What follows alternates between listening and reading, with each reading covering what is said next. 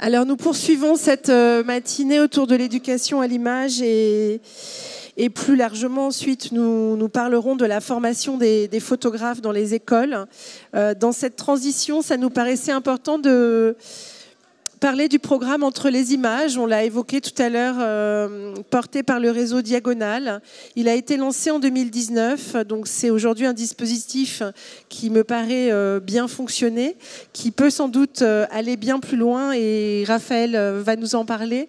Donc on a confié, enfin c'est plutôt le réseau Diagonale qui a confié la mission à Raphaël Berthaud, qui est maîtresse de conférences en art, chercheuse au laboratoire Intrus à l'université de Tours, de réfléchir et de décortiquer ce programme Entre les images. Donc pendant 2 ans, Raphaël a vraiment étudié la mécanique et quel était l'impact peut-être de ce programme sur le territoire auprès des publics et aussi surtout, peut-être aussi auprès des artistes.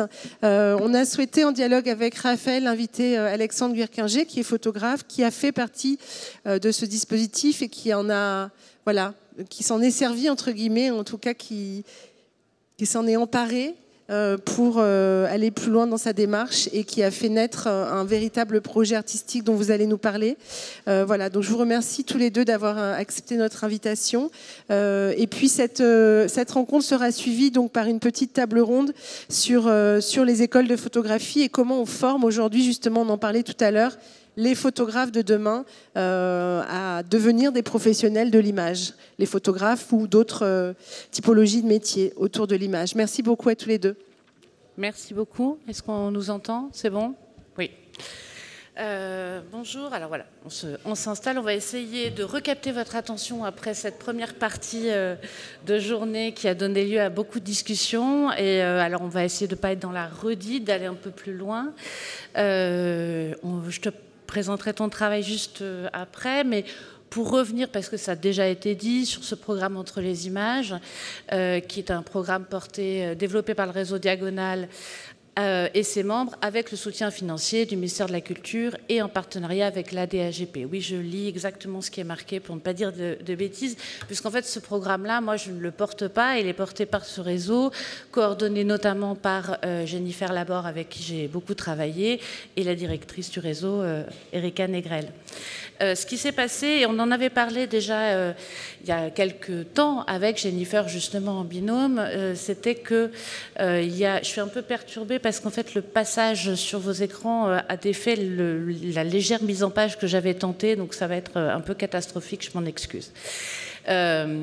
L'idée, c'était d'aller voir un peu ce qui se passait dans ce projet. Et je me souviens très bien de cette discussion qu'on a en 2019 avec Erika, donc avant qu'on soit déjà sur les 126 projets, hein, on était au lancement. Et cette question qui était assez simple et qui était de dire, avec ce programme-là, qui consiste à solliciter des artistes pour venir co-créer avec des publics non nécessairement scolaires, voilà, qui peuvent être éventuellement scolaires, mais principalement des publics non scolaires, c'est-à-dire dans des EHPAD, avec des publics d'associations, avec des centres sociaux et beaucoup d'autres possibilités. Hein, et chaque projet, finalement, invente une possibilité de s'adresser à ces publics adultes ou adolescents ou handicapés en situation de fragilité sociale ou psychique. Et donc un peu ce hors-scope de cette première début de dialogue, eh bien, qu'est-ce qui se passait? Et finalement, la question qu'on se posait avec Erika, c'était de se dire, eh bien, finalement, si l'important se passe entre les images, comment le saisir, comment le regarder, puisque la grille de lecture qui a été mise en place dans le monde de la photographie, c'est celui du projet photographique avec un aboutissement sous la forme d'une série, d'un ensemble qui est présenté dans un lieu dédié à la photographie d'auteur, avec éventuellement un texte et un ou une autrice photographe. Et donc là, finalement, on s'est dit, ben, ça rebat les cartes, il va falloir réfléchir, repenser la façon dont on regarde pour mieux voir ce qui s'y passe et pas laisser hors de notre champ visuel, dans le hors-champ du cadrage, finalement, des choses qui pourraient être extrêmement importantes. La question, elle n'était pas du tout théorique, même si moi je suis chercheuse, elle était vraiment très pratique, c'est-à-dire comment, dans ce programme national, et qui appartient, on l'a vu sur la première table ronde, à un mouvement beaucoup plus large au niveau national. C'est-à-dire entre les images, c'est un programme exemplaire de projets qui se développent par ailleurs sur tous les territoires. Comment donner à voir et à comprendre les enjeux de ce qui était mis en place. Avec des déplacements, on sort de l'éducation artistique et culturelle dont on parlait précédemment. On va peut-être plus vers une tradition de l'éducation populaire. Et puis, on va sur des approches performatives fondées sur la pratique et la participation. Donc ça, c'était un peu ce qu'on avait présenté il y a 2 ans. Et après un travail de recherche qui s'est développé en 2020, 2021 et 2022, j'ai proposé au réseau Diagonale un rapport d'enquête qui est en fait une série d'observations où j'ai dû chausser d'autres lunettes que celles qu'on chausse d'habitude pour regarder la pratique artistique de la photographie. Celle de parler d'une tradition qui était plutôt celle de l'art participatif, aller voir aussi ce qui se passait du point de vue de la tradition de l'éducation populaire et de sa pratique, sa praxis. J'ai aussi, grâce à des rencontres, pu solliciter l'ergonomie et notamment l'approche instrumentale, et on va en reparler plus concrètement. Et puis aussi la philosophie pragmatique qui va valoriser ce qu'on appelle l'expérience esthétique et qui va poser la question non pas est-ce que c'est de l'art, mais quand est-ce qu'il y a de l'art. Et vous voyez bien que ce déplacement est majeur. Ce rapport d'enquête analysait ce que fait l'art au projet social et vice-versa. On ne va pas le développer entièrement là maintenant, ce n'était pas l'objet.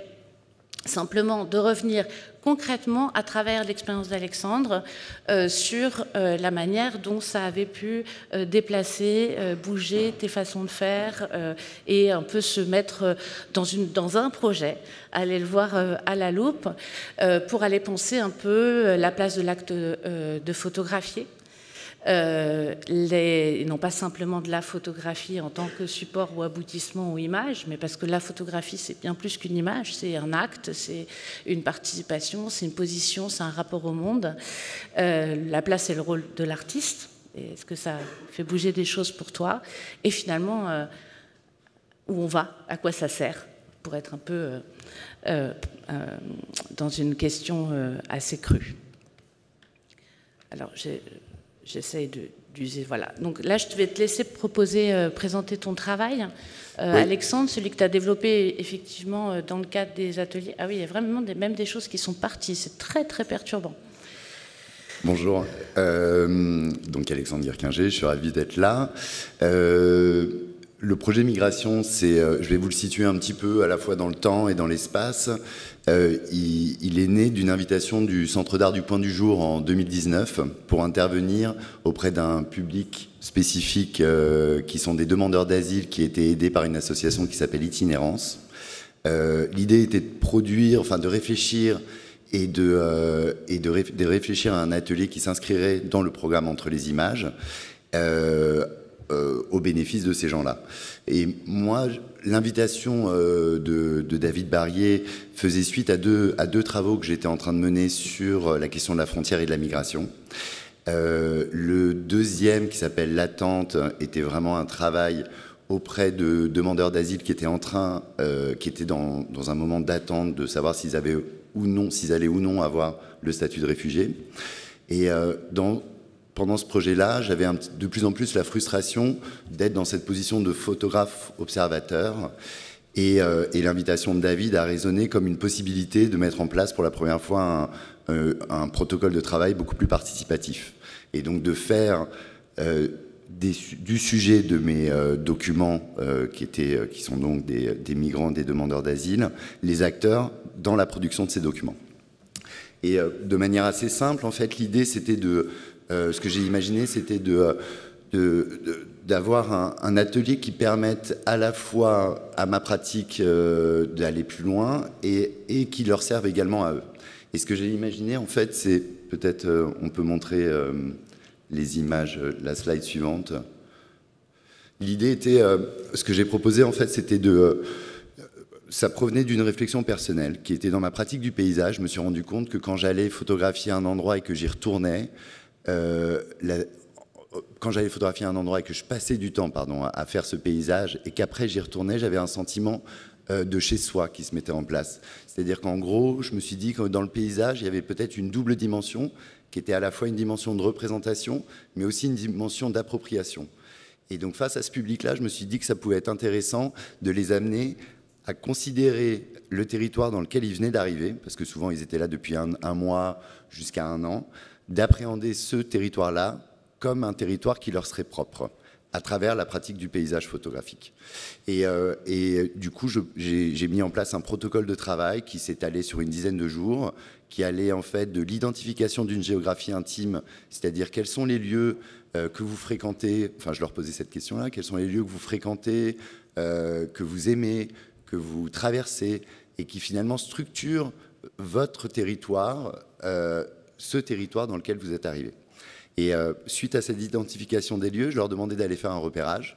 Donc ils se rendaient avec leur téléphone portable dans ces lieux-là, pour pouvoir revenir avec déjà une matière première qui nous permettait de juger ensemble de l'intérêt ou non d'aller ensuite à deux, moi et eux du coup, photographier ces endroits-là, et cette fois avec un appareil assez contraignant qui est la chambre photographie 2025. On va revenir dessus, voilà. Peut-être juste l'explication. Et donc ensuite, une fois que ces paysages étaient réalisés à la chambre, la deuxième partie de l'atelier, c'était de leur faire les planches contact, donc d'aller au bout du processus argentique, et aussi de manipuler le négatif et d'aller jusqu'au tirage. Et le dernier moment, c'était un moment d'écriture où, dans leur langue maternelle, je leur demandais d'expliquer les raisons du choix de ce paysage. Et finalement, là, ce qui est produit, le document produit, c'est l'adéquation de ce texte à l'image. Et avec une espèce de migration du texte, de l'image, du territoire vers un territoire plus imaginaire, etc. Alors, tu as commencé à aborder un peu le processus qui est mis en place dans l'ensemble de ces ateliers, et on a choisi ensemble quelques questions sur lesquelles revenir, notamment pour questionner la manière dont la photographie au sein de ces ateliers, entre les images et donc ceux que tu as expérimentés, devenait un instrument plutôt autant relationnel, c'est-à-dire autant un instrument d'image qu'un instrument de mise en relation, tu l'as dit, avec le territoire, avec les autres, avec un monde. Et une des premières questions qui est intéressante, je trouve, c'est que le rapport à la technique photographique, parce que tu parles de la chambre, tu parles du tirage, mais entre les images, ce n'est pas des ateliers de transmission d'un savoir-faire technique. Donc, quel est ce rapport à la technique qui est établi? Alors, je vous ai proposé en regard parfois quelques citations qui viennent de l'enquête que j'ai pu faire pendant 2 ans. Et Françoise Boguion, dans ses ateliers, disait, voilà, elle met son appareil photo entre les mains des personnes avec qui elle travaille. Et ça leur fait quelque chose, souvent, je trouve, ça les impressionne un peu.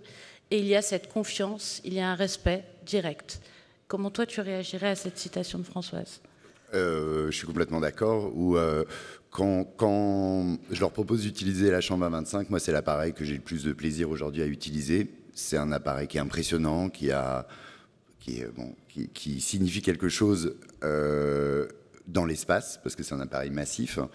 Et c'est un appareil complexe, un appareil qui est beau. Et clairement, il y a une valorisation des participants. Ils se sentent fiers, je pense, d'avoir la confiance que je leur donne d'utiliser cet appareil-là. Donc effectivement, je pense que dans la technique et la transmission de la technique, il y a l'outil qui est à la base de notre pratique, donc l'appareil photographique. Et c'est vrai que de cette confiance, il y a quelque chose dont on avait discuté et qu'on va aborder après, qui est du coup de créer du commun. C'est-à-dire à partir, je pense que tu peux mettre celle d'après, à partir de cette technique-là et d'un appareil complexe, c'est vrai que c'est l'excuse pour à un moment donné, avoir un dialogue commun qui vise à produire, là en l'occurrence, des paysages. Et c'est non seulement au niveau de la technique, mais pour ma part, et dans l'utilisation de la chambre, il y a aussi cette question du poids du trépied, l'utilisation d'un escabeau, du fait que il faut être derrière pour un petit peu les sécuriser, comme on le voit là sur une image qui a été prise pendant l'atelier à Carcassonne. Et tous ces endroits-là sont finalement des endroits où se fabrique l'atelier, la transmission et la co-création, en fait. Et c'est vrai que la difficulté, la complexité de l'utilisation de la chambre, en fait, permet énormément de choses en termes de dialogue et de transmission. Alors, sachant que l'idée, c'est pas c'est un exemple parmi d'autres, c'est pas d'en faire l'alpha et l'oméga de la création du commun. Non, mais je pense qu'il y a aussi les moments de repérage qui se font à deux, avec plusieurs personnes qui prennent la même photo. Et puis, il y a, dans les autres ateliers entre les images, il y a plein d'autres manières. Mais dans tous les cas, la ligne, on va dire, forte de tous ces ateliers, c'est que l'image, le rapport à la question de l'acte photographique n'est plus un rapport personnel et individuel, comme la tradition photographique de l'auteur ou de l'autrice l'a beaucoup proposé. C'est-à-dire que là, l'image, elle se co-construit dans la désignation du lieu, dans la circulation des appareils, dans des appareils qui demandent d'être plusieurs pour le transporter, pour le mettre en place. Donc, il y a vraiment l'idée qu'on déplie une photographie n'est plus un acte individuel, mais c'est un acte collégial, collectif, partagé. Et puis, il y a aussi, et ça a été pas mal évoqué dans la première partie, c'est-à-dire qu'être accueilli à Givors, à Carcassonne, à Stimultania, au Graphe, dans tous ces ateliers, en fait, il y a plusieurs autres acteurs qui vont travailler. Enfin, voilà, c'est pas toi et les participants. Oui, exactement. C'est déjà une invitation. C'est une invitation d'un centre d'art à l'origine. Donc, il y a au centre de cet atelier, il y a le centre d'art, et c'est pour ça que j'ai choisi cette image-là que vous voyez, où c'est le premier jour, et là, je présente le projet, et on est à Strasbourg, à Stimultania. Et cette présentation se fait au centre d'ailleurs de l'exposition, bon, pour des raisons pratiques, parce que c'était l'endroit où on pouvait mettre une grande table, etc. Mais c'est pas si anecdotique que ça, dans le sens où ces autres acteurs qui participent aux ateliers permettent en fait des circulations de paroles et participent aussi à une sensibilisation du public vers la pratique photographique. Et c'est d'ailleurs quelque chose qui était assez... L'expérience ça a été le cas et à Cherbourg et à Givors, où plusieurs participants de l'atelier sont devenus en fait des fidèles du centre d'art. Et ce qui, je pense, déjà en soi, est une grande réussite, quoi, pour... Et avant que tu arrives, il y a eu des rencontres qui se sont faites entre les personnes de Stimultania, du Coin du Jour, des associations. Voilà. Il y a aussi le troisième acteur important, effectivement, c'est l'association avec laquelle à chaque fois on travaille, qui permet en fait de réunir ce groupe de demandeurs d'asile pour faire l'atelier. Et c'est vrai que ces différents acteurs sont essentiels en fait à la mise en place, à la conduite et à la finalisation des ateliers. Oui. Et puis ce qui est assez intéressant, c'est aussi, il y a beaucoup de moments de partage où on est autour d'une table, il y a du café, il y a de quoi écrire. C'est-à-dire que faire de la photo, c'est d'abord se parler, en parler, échanger, partager. Pas que autour des images, et on l'a vu aussi avec les mots du clic, c'est-à-dire trouver des mots pour dire, travailler d'autres dimensions finalement à travers cet objectif d'image. Et c'est vrai que je pense que dans la démarche participative, là pour ces images-là, et je pense de manière plus large, on n'est pas juste moi comme opérateur technique et le demandeur d'asile, le participant avec lequel je travaille pour réaliser ce paysage-là. En fait, c'est des moments qui sont où tous les acteurs en fait du projet interviennent à différents moments. Et notamment, par exemple, les images que vous voyez là sont faites par Flore Laurenté, qui m'accompagne, qui n'était pas sur le premier atelier à Cherbourg, mais qui depuis m'accompagne. Elle m'aide et aussi elle photographie, elle tient à jour un carnet photographique de ces ateliers. Et en fait, sa présence permet aussi une circulation des connaissances techniques. Elle utilise un appareil duquel ils sont aussi curieux. Donc ça crée en fait un un autre stade de sensibilisation à la photo, d'éducation, enfin qui ramène aussi une valeur ajoutée assez importante au projet. Alors, du coup, on se demande, ok, mais quand on fait la photo, qui fait la photo? Voilà, parce que on revient à cette question toujours prégnante, qui fait la photo? Donc, Claire Chevrier, dans un entretien que j'ai pu avoir avec elle, dit par exemple, à un moment donné, l'un m'a dit, donc un participant, oui, mais ça, c'est des images que tu as faites, toi, parce qu'elle avait appuyé. Et elle dit, oui, techniquement, c'est moi qui les ai faites, mais en même temps, je n'ai fait que répondre à ta demande. Donc, les objets que tu as amenés, le fait de les mettre en scène comme ça, c'est toi qui l'as fait. Et donc, il y a un peu aussi cette question qui va se poser sur beaucoup de ces travaux entre les images, c'est-à-dire, est-ce que faire une photo, c'est appuyer sur le bouton, comme le disait Kodak, ou est-ce que plus compliqué? Oui. Là, par exemple, sur l'image que vous voyez, c'est moi qui suis sur l'échelle et qui est en train d'expliquer en fait la manière dont on va utiliser une cellule et on va avoir la bonne exposition, comment on va régler l'appareil. Dans le projet migration, en fait, je pense que ce qui est intéressant justement, c'est la dilution de cette notion d'auteur ou de qui est à l'origine. En fait, il y a vraiment cette notion individuelle devient collective. Et même, je pense que la somme des accumulations des différents ateliers est vraiment s'enrichit à chaque fois des expériences passées. Donc, est vraiment assez diluée. Mais c'est quand même une question importante parce que dans la co-création des documents que j'essaye de mettre en place avec ces ateliers, quand même, l'origine, c'est le choix des endroits qu'on va photographier et qui vient justement des participants. Donc ça, c'est le premier endroit. Ensuite, au niveau de la prise de vue, au-delà de leur mettre à profit mon expérience technique, je mets aussi quand même à profit mon expérience de photographe de paysage. Donc je vais quand même les amener à peut-être avoir une hauteur qu'ils n'auraient pas eu d'emblée ou à modifier légèrement le cadrage, etc., tout en étant toujours assez attentif à ne pas empiéter totalement. Mais je pense l'image n'existerait pas s'ils n'avaient pas été là, elle n'existerait pas si j'avais pas été là non plus. Donc elle est assez équilibrée. Après, cette image-là que vous voyez est assez intéressante en tant que telle, parce que c'est, en gros, c'est Abibola, un des participants de Givors, qui avait choisi de photographier la première rue qu'il a prise en sortant de la gare, quand il est arrivé la première fois à Givors. On a installé l'appareil, on a fait le cadre, on a cadré la cheminée qu'il avait vue en premier, qui était quand même qui est un marqueur important de la ville et qui était pour lui un marqueur important. Puis le temps qu'on mette en place tout ça, on a pris une photo vide et en fait au loin on a commencé à voir arriver ce personnage dans l'image. Et en fait je l'ai poussé à faire cette image-là avec le personnage, alors que lui, comme je lui avais dit qu'il fallait qu'on privilégiait les images vides, il était hors de question qu'on ait quelqu'un dans l'image au début, mais finalement il l'a prise, et c'est vrai que la force évocatrice de ce paysage par rapport à ce que lui voulait montrer dans cette arrivée, dans ce premier lieu qui avait marqué son arrivée, était intéressant. Donc faire ensemble, c'est aussi apprendre à construire autant qu'à lire les images, quoi.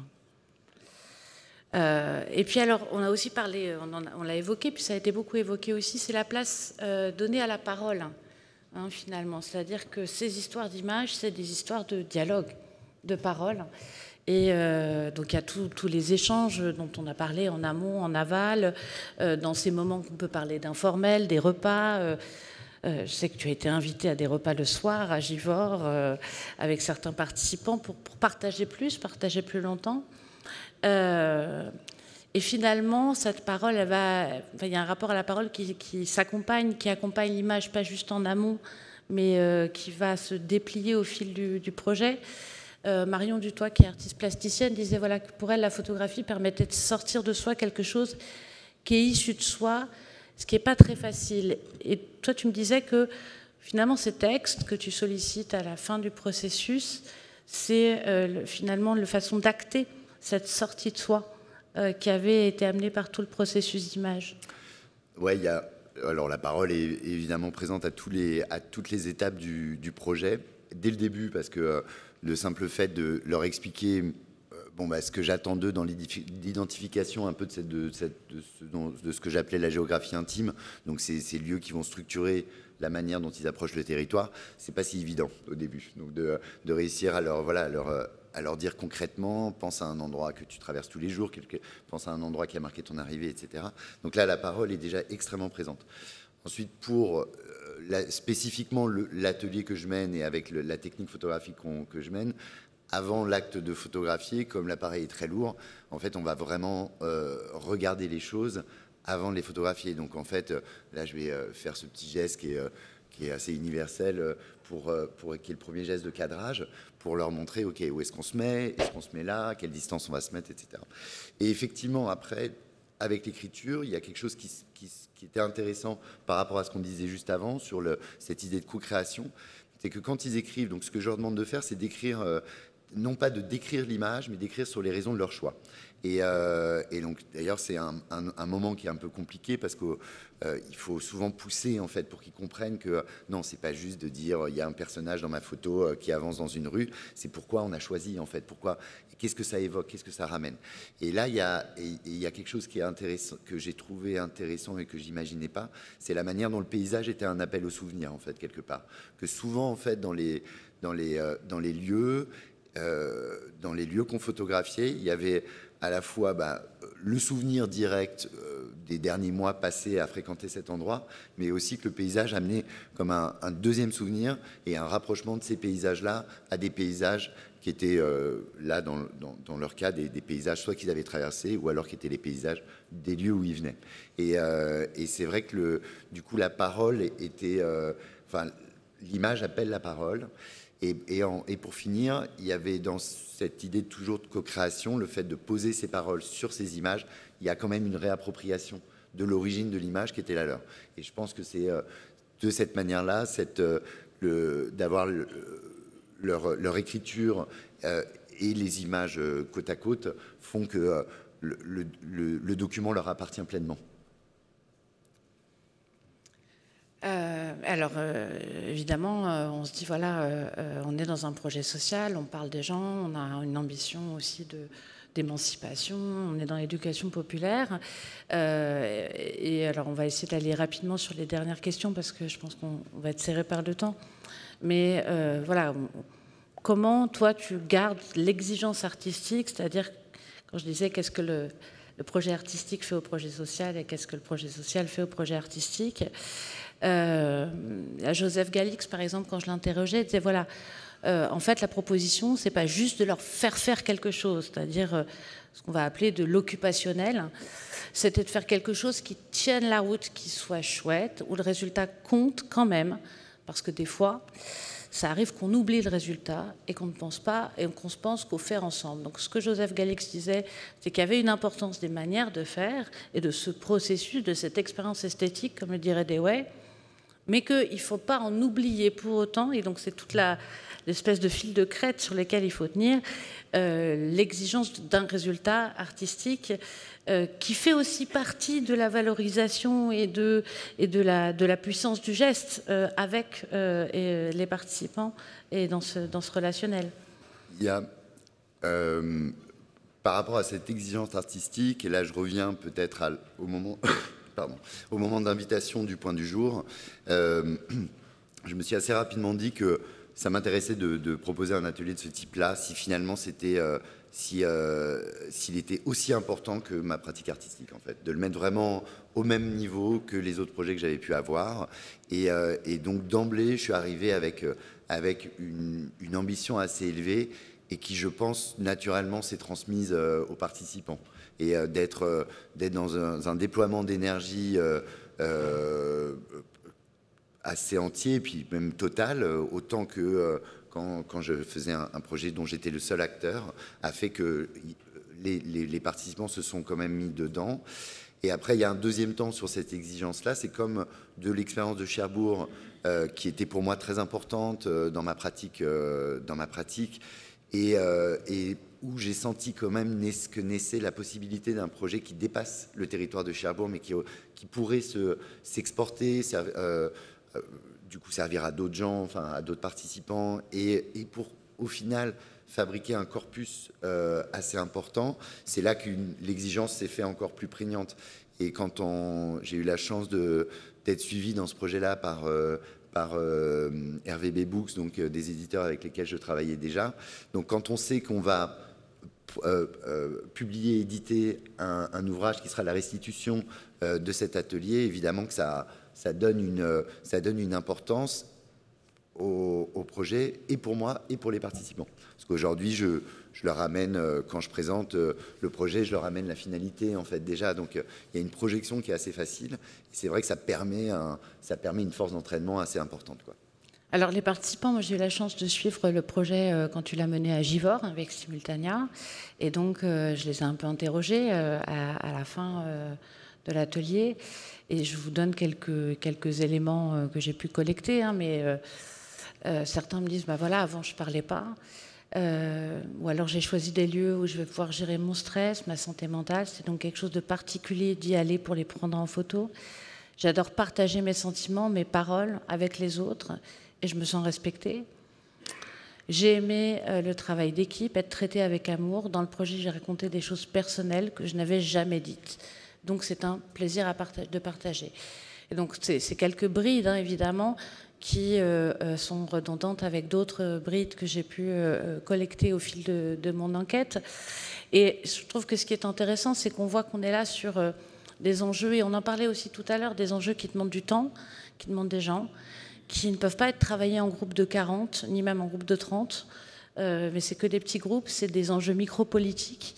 Et donc c'est pas ce grand mouvement révolutionnaire, mais ça a un poids, ça a un rôle, ça a un poids fort dans le vécu des participants, des participantes. Et puis j'ai collecté aussi des témoignages, voilà, d'années à plus tard où des gens qui avaient mené des ateliers s'apercevaient de l'importance que ça avait pris dans l'expérience de vie de ces personnes, potentiellement, sans avoir une traçabilité. Et c'est très bien. C'est-à-dire que ce que ça fait, ça bouge des choses, ça donne le plus dur à obtenir, finalement, le sentiment d'être respecté, de se sentir valorisé, d'être émancipé. Et pas que chez eux, d'ailleurs, parce que moi, quand je t'interroge à Givors, tu me dis, je te cite, « Cherbourg a été une rupture, et depuis, ça m'habite. » Et on va finir là-dessus. Qu'est-ce que ça veut dire ? C'est ce que je voulais dire, oui, c'est cette expérience participative où je pense que ça redéfinit la manière dont j'ai pu approcher ma position de photographe jusqu'à présent. Et clairement, le fait de vouloir continuer dans cet atelier, d'exporter cet atelier-là dans d'autres territoires provenait de ça, de vouloir refaire un peu, revivre cette expérience-là avec d'autres gens. Et je pense que ça influera aussi sur d'autres sujets sur lesquels travailler. Et c'est vrai qu'il y a un sentiment d'utilité qui est quand même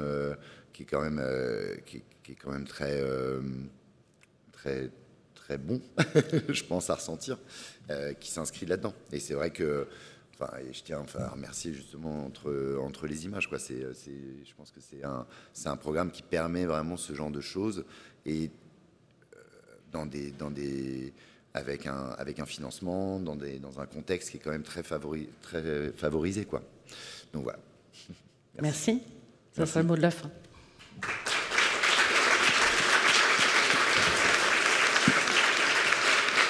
Merci beaucoup. On a la place pour une petite question, si jamais il y en a une dans la salle. On s'est beaucoup exprimé juste avant sur l'éducation à l'image. Là, on est sur un dispositif un peu plus spécifique. Charlotte, tu as une question? Bon, merci de me donner la parole pour la question. J'espère qu'elle sera chargée.